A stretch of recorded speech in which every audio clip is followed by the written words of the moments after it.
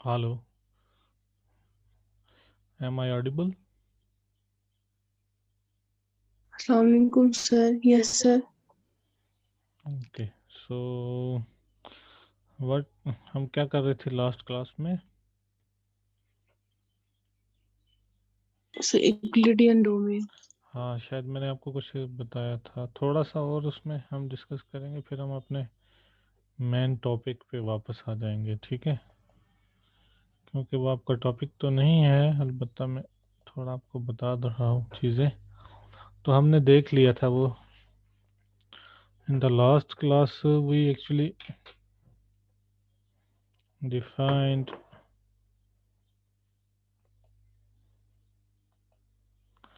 हमने डिफाइन किया था यूक्लिडियन डोमेन। हमने हमने यूक्लिडियन डोमेन भी डिफाइन किया,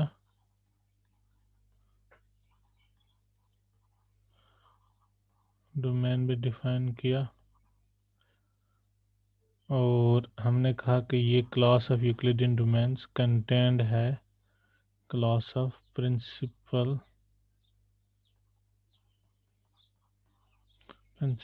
आइडियल डोमेन्स में ये क्लास हमने बताया कंटेंड है, ठीक है? लेकिन कन्वर्स ट्रू नहीं है, कन्वर्स इज नॉट ट्रू, क्योंकि हमने बताया कि ये जो मैंने आपको बताया था ये zx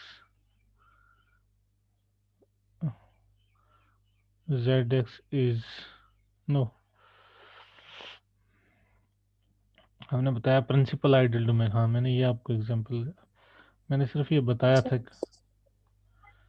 ये तो बहुत लंबा इसका प्रूफ है, बट आपको याद रखना है just this z1 plus under root -19/2 is a PID. It is a principal ideal domain, but not a Euclidean domain.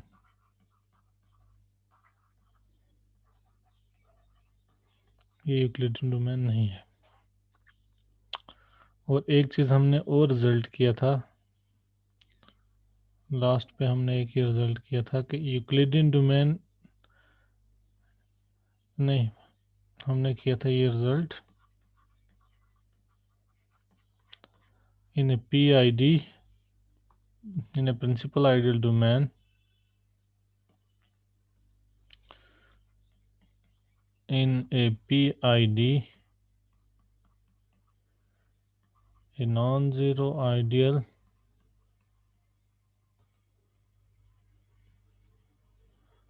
is prime if and only if it is maximal। ये मैंने आपको बता दिया।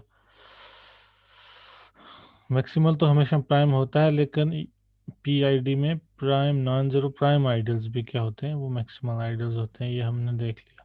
तो अगर हम अपने टॉपिक की तरफ जाएं तो जो हमारे नील रेडिकल और जैकबसन रेडिकल्स हैं वो सेम हो जाएंगे। So therefore in a PID, so therefore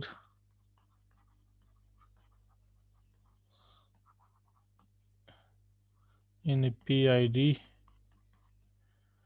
nil radical is same as Jacobson radical।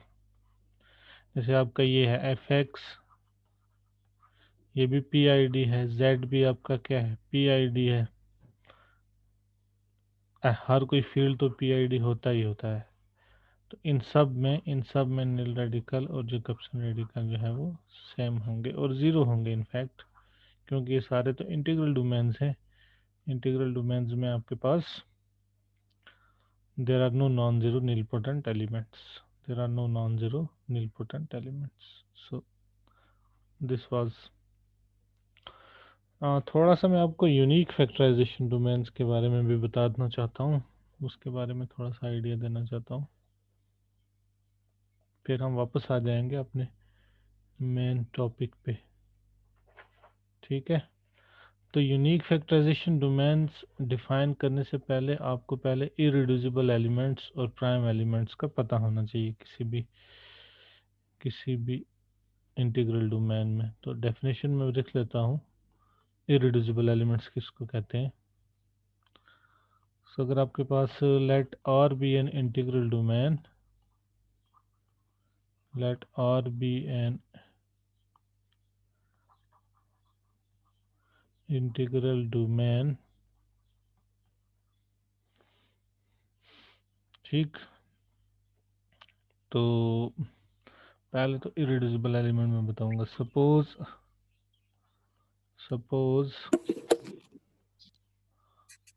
R belonging to R is a non-zero and non-unit, is a non-zero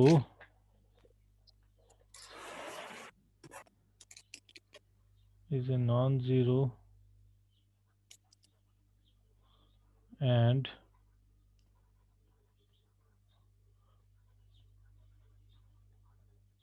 non-unit element, then R is called irreducible in R, then R is called irreducible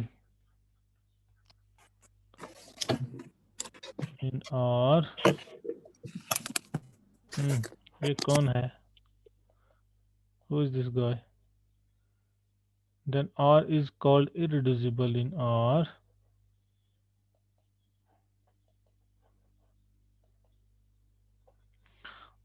is called irreducible in R if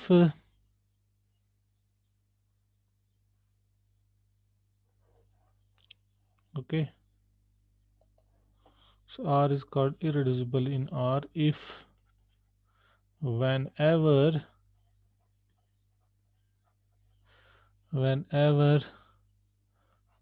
R equal to AB, with AB belonging to R,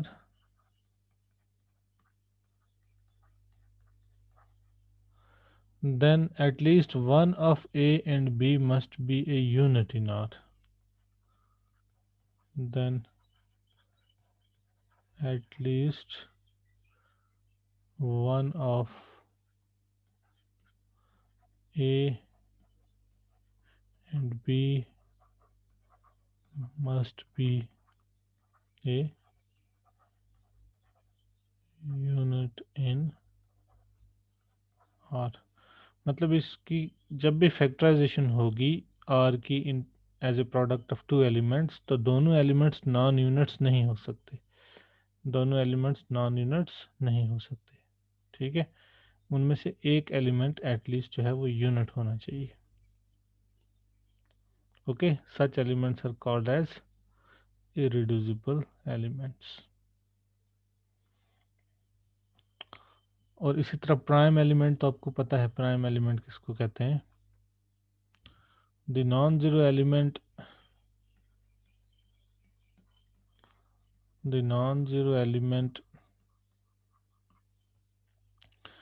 P in R is called prime in R, is called a prime element in R,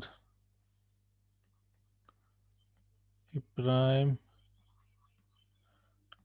element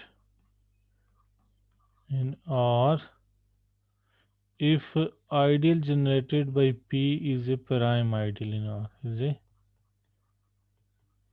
prime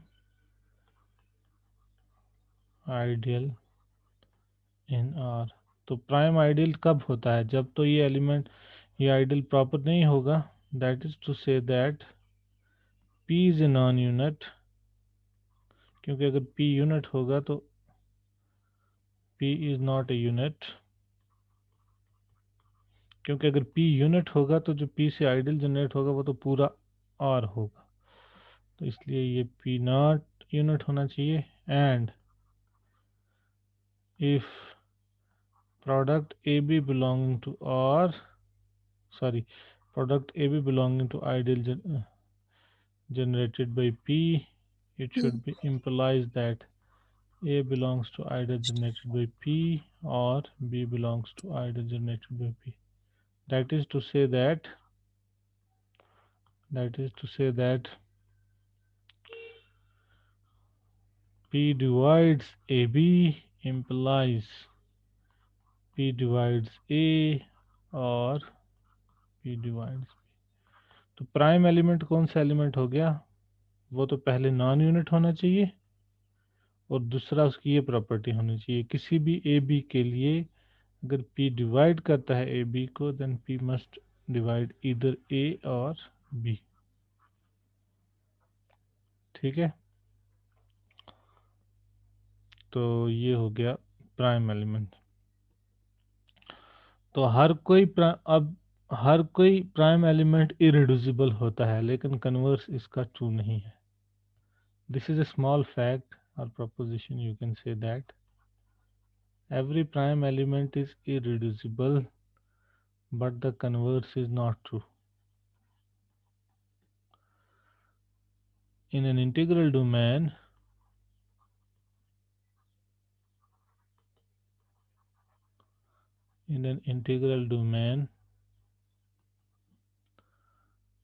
every prime element is always irreducible. Every prime element is always irreducible. It is always irreducible. Proof इसका बहुत आसान है।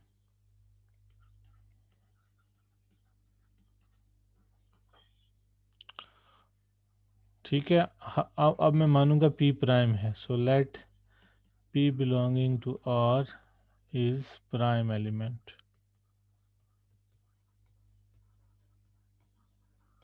Okay, so this means what? This means P is non-zero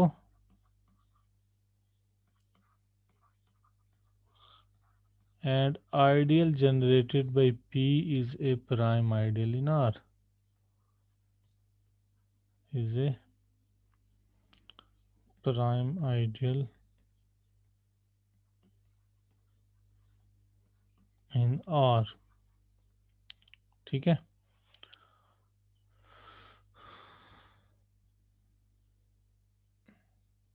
तो अब मुझे दिखाना है P irreducible है।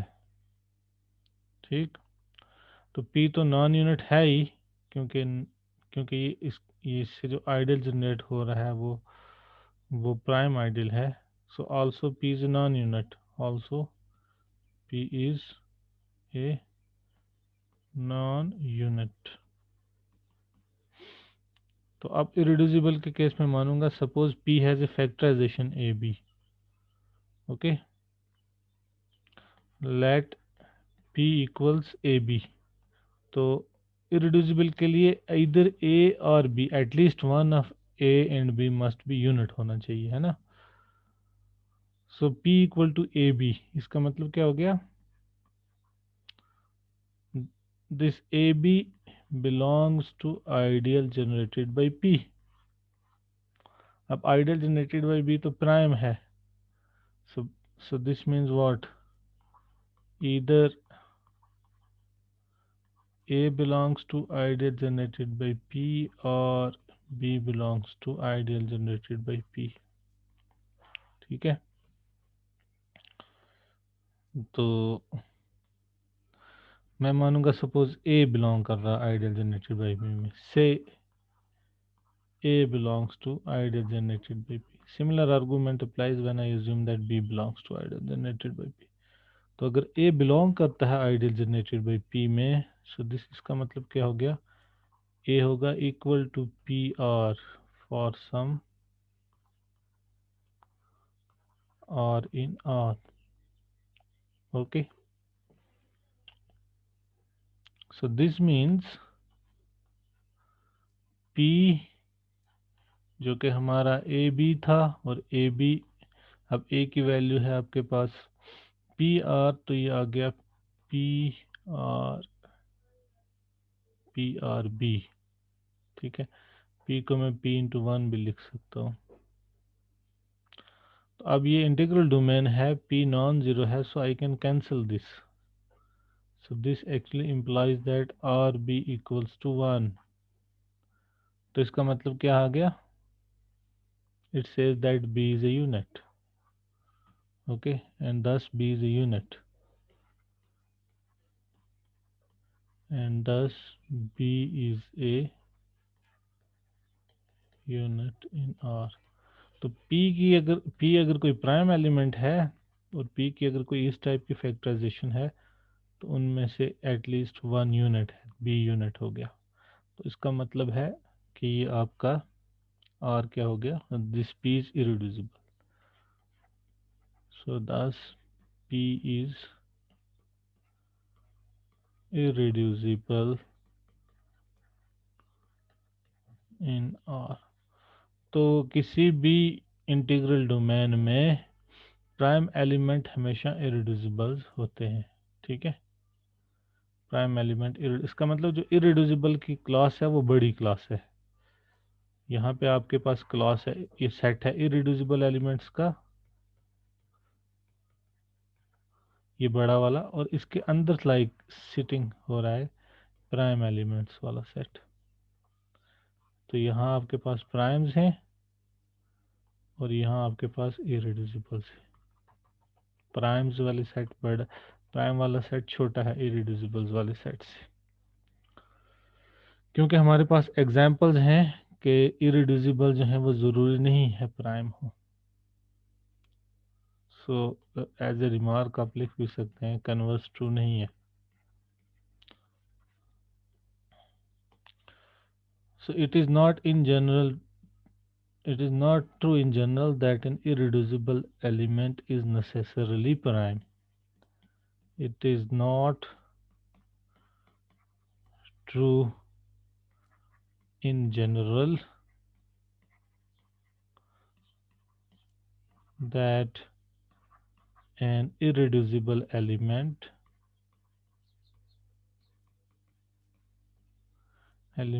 is necessarily prime is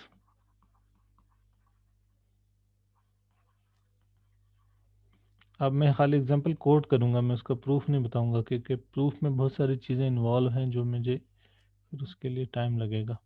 आप सिर्फ इतना याद रखें, इन दिस रिंग, कुछ और भी एग्जांपल्स आपको मिल सकती हैं, but just for your reference just right this example. In this ring z at square root minus 5, 3 is irreducible but it is not prime। 3 is irreducible but it is not prime। 3 is irreducible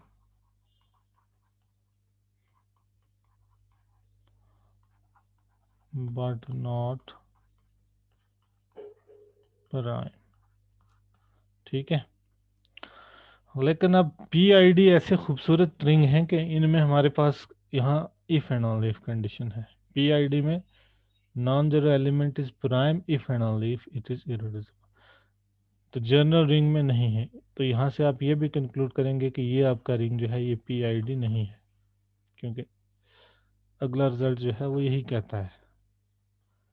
so we have a preposition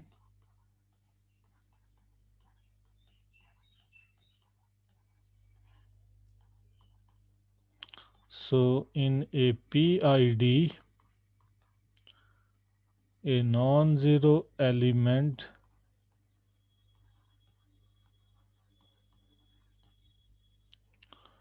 is prime if and only if it is irreducible। if and only if it is irreducible। ठीक है। तो इसमें हम वही result इस्तेमाल करेंगे जो हमने अभी, मैंने कहा, हमने किया कि in a P I D a non zero element is a non zero ideal is prime if and only if it is maximal. उसी का इस्तेमाल करके हम ये रिजल्ट्स ला सकते हैं। बहुत आसान प्रूफ है इसका। तो हमने तो ऑलरेडी दिखा दिया कि प्राइम हमेशा इरेड्यूसिबल होता है ना। पीछे हमने अभी यस सर। हमने तो कर दिया कि प्राइम हमेशा इरेड्यूसिबल होता है। अब हमें सिर्फ कन्वर्स ही दिखाना है कि इरेड्यूसिबल प्राइम होना चाहिए by using the PIDness of this. So we only need to show that we only need to show that in a PID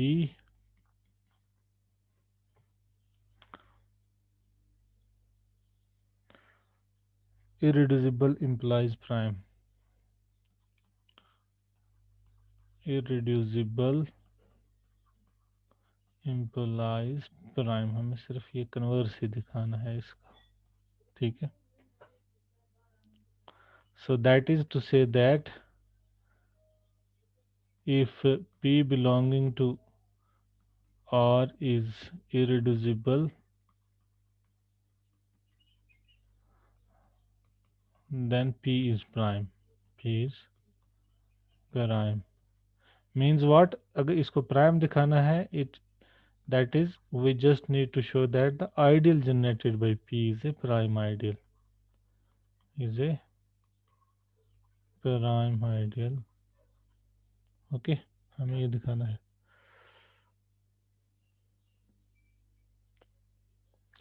तो हम इसको दिखा देंगे ये मैक्सिमल आइडियल है, क्योंकि PID में हमारे पास, हमने पहले ही कह दिया कि prime ideal, non zero prime ideals और मैक्सिमल आइडियल्स वहाँ सेम होते हैं। That is the ideal generated by P is A maximal ideal, is a maximal ideal.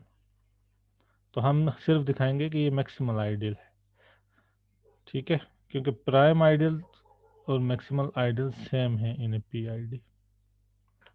तो मैक्सिमल के लिए हम कोई दूसरा आइडियल लेंगे। So let M be an ideal in R such that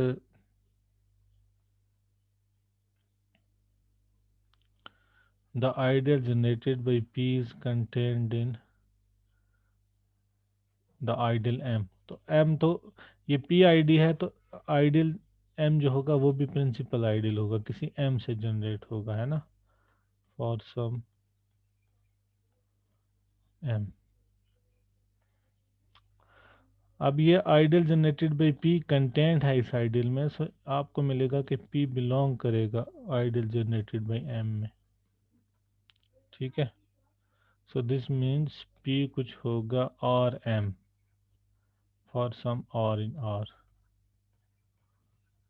or some R in R. But P is irreducible, so either R or M must be a unit.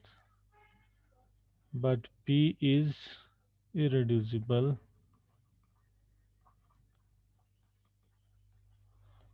so either R or M must be a unit in R, ठीक है। तो अगर अगर अगर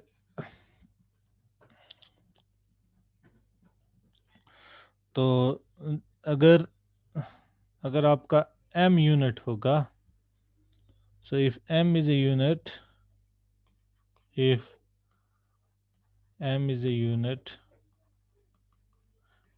then we know that the ideal generated by unit is whole of the ring, so M would be R in this case, ठीक है। and if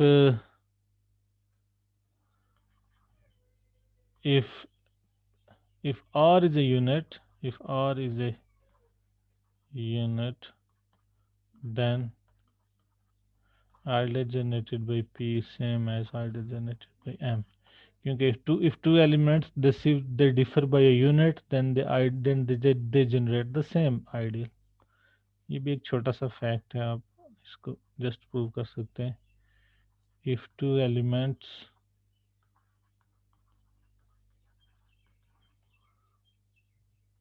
are associates means they differ by a unit, that is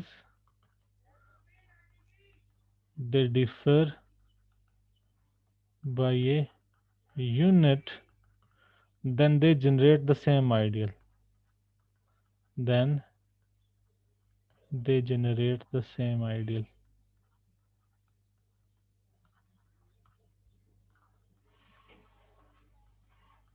okay तो हमने दिखा दिया कि m maximal है, तो m prime भी हो गया, सॉरी प्राइम हमने दिखा दिया मैक्सिमल है, और पी आई डी में मैक्सिमल प्राइम सेम होते हैं, तो ये पी प्राइम भी हो गया है. Is it clear? तो पी आई डी में आपके पास कन्वर्स ट्रू है. हमने देखा कि इरिड्यूसिबल तो हमेशा प्राइम होता ही होता है, नहीं हमने ये देखा कि प्राइम तो हमेशा, ये in integral domain prime element is always irreducible, prime तो हमेशा इरिड्यूसिबल होता है. इरिड्यूसिबल जरूरी नहीं है प्राइम हो, क्योंकि ये जो 3 मैंने बताया 3 is irreducible but not prime. अब आप इसका प्रूफ कहीं देख सकते हैं किसी बुक में, ठीक है, लेकिन पी आई डी में आपके पास if and only if condition है. In a P I D a non zero element is prime if and only if it is irreducible. तो ये चीज़ें हमने देख ली. अब मैं आ जाता हूँ यूनिक फैक्टराइजेशन की डेफिनेशन क्या है आपके पास.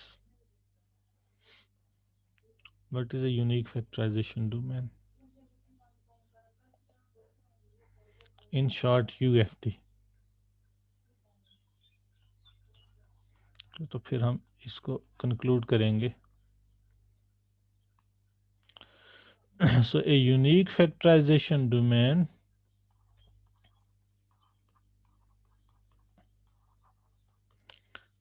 a unique factorization domain, in short इसको हम UFD लिखते हैं. UFD is an integral domain, is an integral domain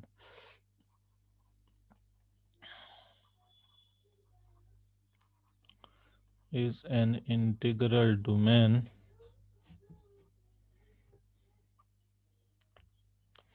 or in which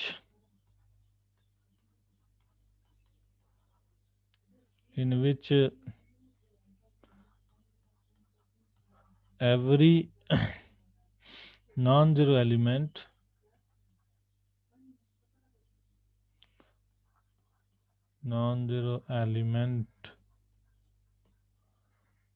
which is not a unit, which is not a unit, has the following properties, has the following properties. तो क्या क्या properties हैं? R can be written as a finite product of irreducibles.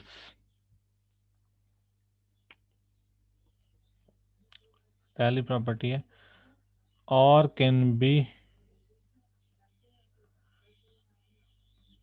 written as a finite product of irreducibles, not necessarily distinct irreducibles. irreducible same भी हो सकते हैं factorisation में, not necessarily distinct. That is to say that R आपका इस type का होना चाहिए, फिर R equal to P1 P2 so on Pk, where Pi's are irreducibles in R.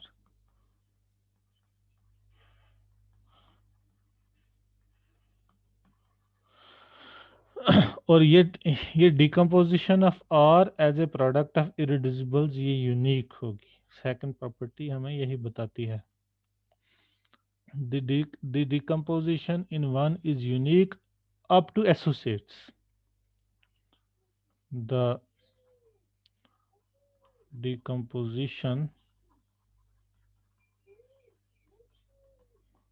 one is unique up to associates। इसका मतलब क्या हुआ कि अगर R की कोई दूसरी फैक्टराइजेशन होगी, that is to say that if R equal to say Q1 Q2 so on Qm,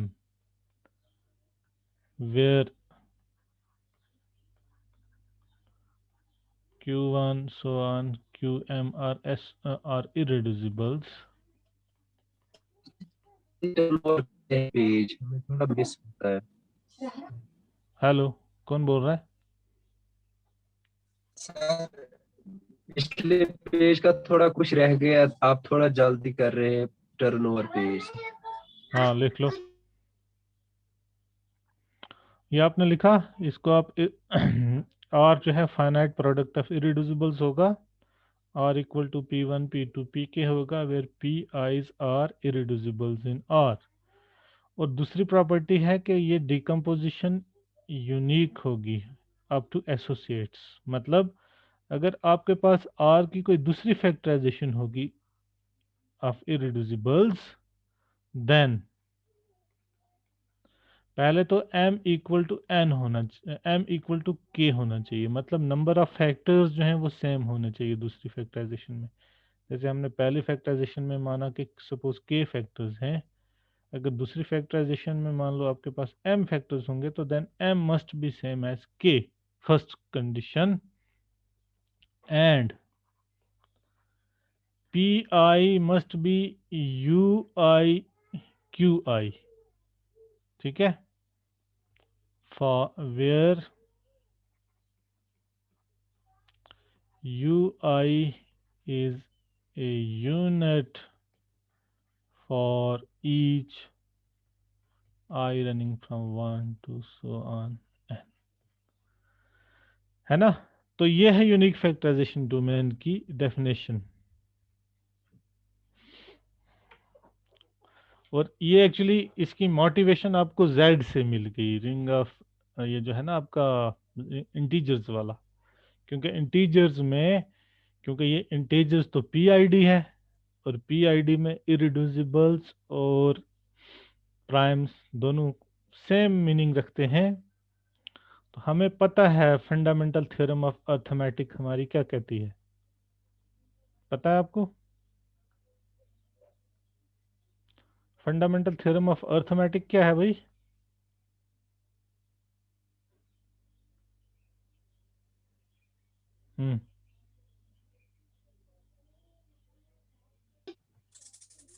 Every composite number can be expressed as the product of its primes। हाँ तो Z तो PID है ना, तो आप कह सकते हो product of irreducibles, uniquely as a product of irreducibles. तो एक्चुअली जो UFD है ये जनरलाइजेशन है Z की। Z को हम जनरलाइज कर रहे हैं किसी भी आर्बिट्रेरी, हम कह रहे हैं कि अगर किसी भी आर्बिट्रेरी इंटीग्रल डोमेन की अगर Z टाइप की प्रॉपर्टीज होंगी, प्रॉपर्टीज लाइक Z, जो Z की प्रॉपर्टी है from fundamental theorem of arithmetic, तो उसको हम कहते हैं कि ऐसे इंटीग्रल डोमेन को हम यूनिक फैक्टराइजेशन डोमेन। और तो होना चाहिए। हाँ आप म्यूट कर दो भाई, हाँ आपकी आवाज है। तो ये प्रॉपर्टीज है।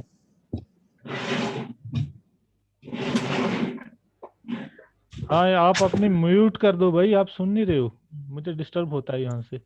ये कौन है?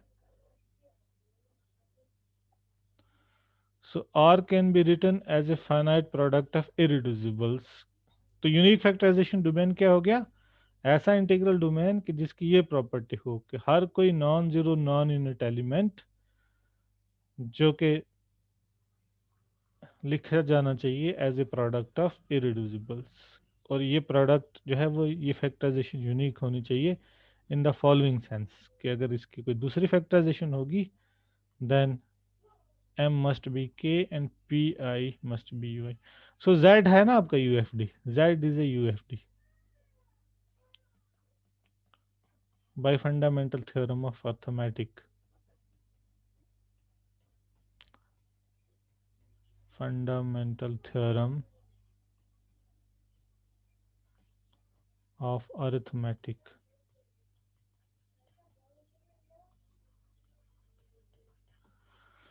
इनफैक्ट हमारे पास हम ये फंडामेंटल थ्योरम ऑफ अर्थमेटिक लगाए बगैर ही हम बहुत सारे रिंग्स को हम दिखा देंगे UFD, क्योंकि हमारे पास ये रिजल्ट होगा है एक्चुअली, ये एक वेल नोन थ्योरम है in the theory of rings. Every principal ideal domain, every PID, in particular Euclidean domain, because Euclidean domain तो है ही PIDs, in particular Euclidean domain, in particular Euclidean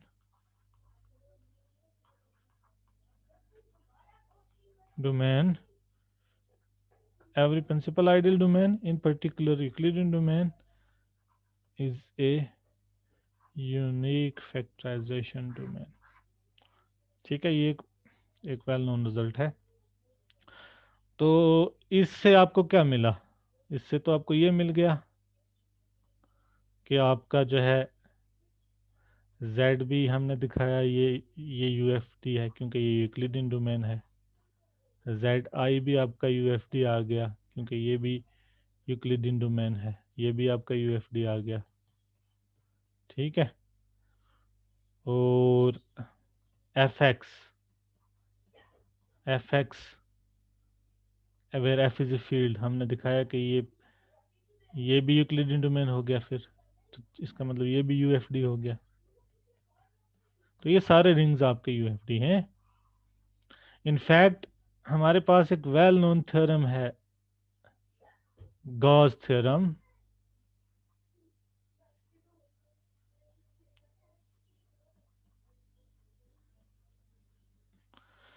क्योंकि Euclidean domain होने के लिए F का field होना जरूरी था. ठीक है, यूक्लिडियन डोमेन होने के लिए F का फील्ड होना. 1 मिनट, आई एम कमिंग.